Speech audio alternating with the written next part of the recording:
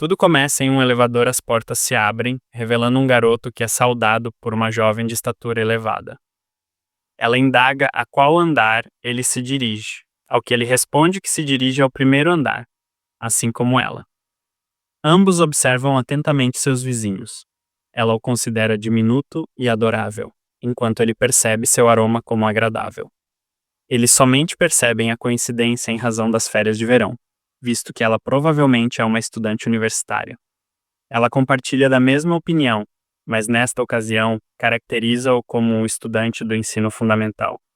Ambos compartilham a mesma convicção de aguardar até o matrimônio para se unirem plenamente, conforme as diretrizes estabelecidas nas Escrituras. Um instante de silêncio os envolve enquanto contemplam. Ela acolhe seus anseios acerca do desejo de procriar com ele de forma bastante intensa. Ela tem preferência por homens mais jovens e de estatura inferior. Seu rosto e corpo epitomizam exatamente o que ela almeja. Desejando explorar suas marcas e ousadamente assumindo a posição de dominante no processo de trazer novos seres humanos à existência. Ele também admite que deseja fazer o mesmo com ela. Ele aprecia a dinâmica de submissão. Ser envolvido pelo aroma que ela exala, assim como por outras sensações que me é impossível descrever em pormenores, eles estão cientes de que será um desafio se reunirem novamente após as férias de verão, uma vez que suas agendas não se alinham com frequência. O elevador alcança o primeiro andar e eles se despedem, na expectativa de um novo encontro. Na instituição de ensino, alguns dias após o encontro inicial, seus caminhos se cruzam novamente, proclamando o início das aulas, expressando a expectativa de que todos os alunos se tratem com respeito. Contudo, o que eles ignoram é que, na verdade, ambos compartilham a mesma idade. Surpreendentemente, foram colegas de classe anteriormente. A professora está prestes a disponibilizar uma atividade para os alunos, quando ambos percebem a presença um do outro. Nesse instante, ela se questiona se ele é, de fato, o Shota que encontrara anteriormente no elevador. Ela não conseguia conceber que eles partilhavam a mesma idade. O segundo encontro deles não ocorreu conforme suas expectativas, porém, este poderia revelar-se ainda mais promissor. Ao mergulhar novamente em pensamentos não cristãos, ela teme que ele possa ter percebido que a observava, assim como ele a observa, refletindo sobre uma estratégia para estreitar os laços futuramente. Ela o empurrou contra a parede, afirmando que, ao se conhecerem pela primeira vez, o havia tomado por um estudante do ensino fundamental, responsabilizando-o por simular uma atitude infantil na sua presença, possivelmente com intenções questionáveis. Gaguejando, ele profere que não almejava realizar tal ato.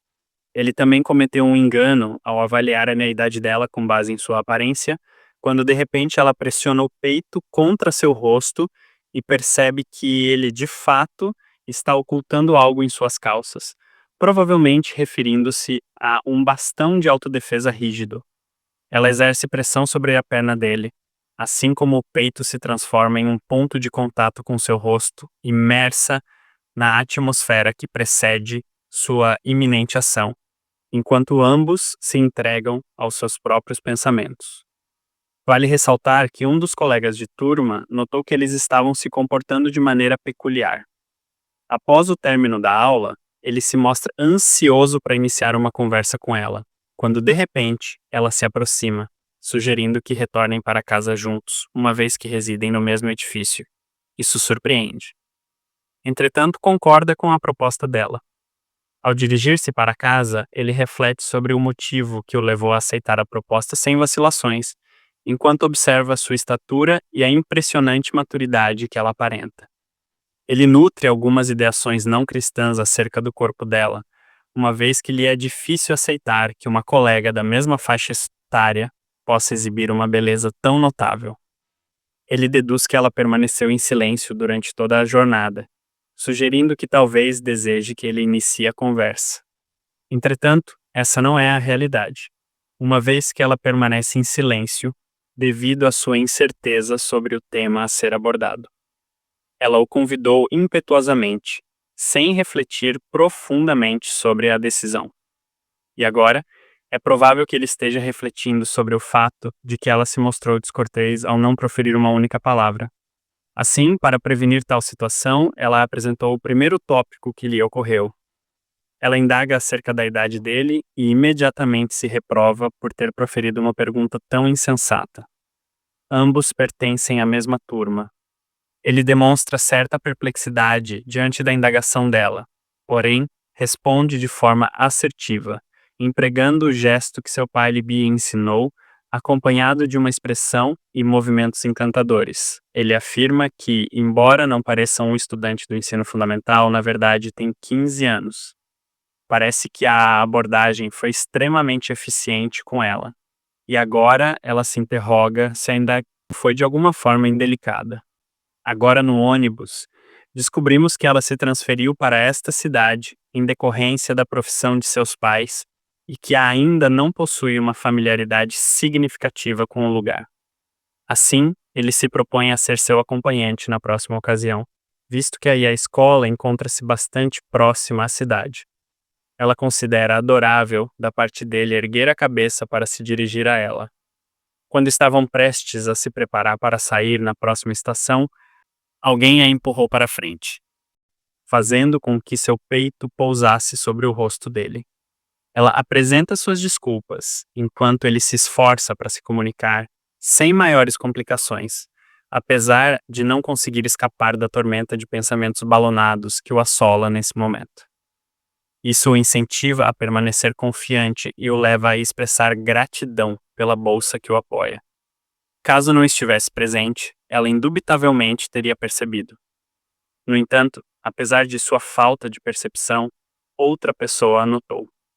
A mesma jovem de óculos observou atentamente todos os eventos que se desenrolaram. O ônibus chega ao seu destino e os dois permanecem parados de maneira desajeitada, com os cabelos desgrenhados. Ela questiona se foi longe demais. Seu intuito era apenas provocá-lo levemente ao se pressionar contra ele. Caso ele formule uma pergunta, ela responderá que foi acionada pela massa de pessoas. Seu coração estava acelerado e o suor escorria por seu peito enquanto ela esperava que ele não tivesse notado sua apreensão ao chegarem ao prédio onde moravam. No elevador, ele fazia uma pergunta despreocupada sobre qual andar ela morava, mas seus pensamentos estavam distantes, considerando se deveria provocá-lo. O silêncio entre eles se estendia desde que saíram do ônibus, e embora ela estivesse ansiosa para trocar números com ele, a vergonha a impedia de dar esse passo.